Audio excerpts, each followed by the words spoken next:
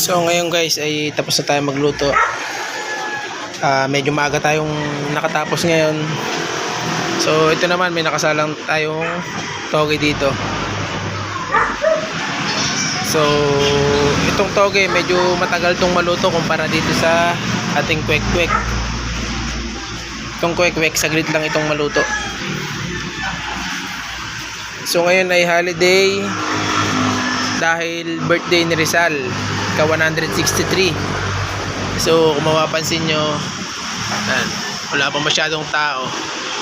Siguro baka mamaya.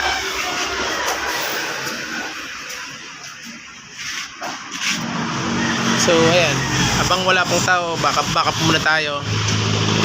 So baka mamaya may mga tracking na dadaan. Kasi kahit na holiday, may mga tracking pa rin na dumadaan. Minsan pabigla-bigla. So yun lang yung aabangan natin para meron na tayong papakain sa kanila at meron na silang mabibili kapag medyo maaga tayong nakapagluto. So ayan, may tumigil lang isa.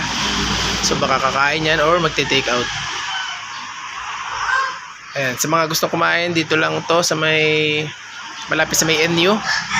Pagbaba lang ng footbridge, makikita nyo na itong tindahan na masasarap ang ulam.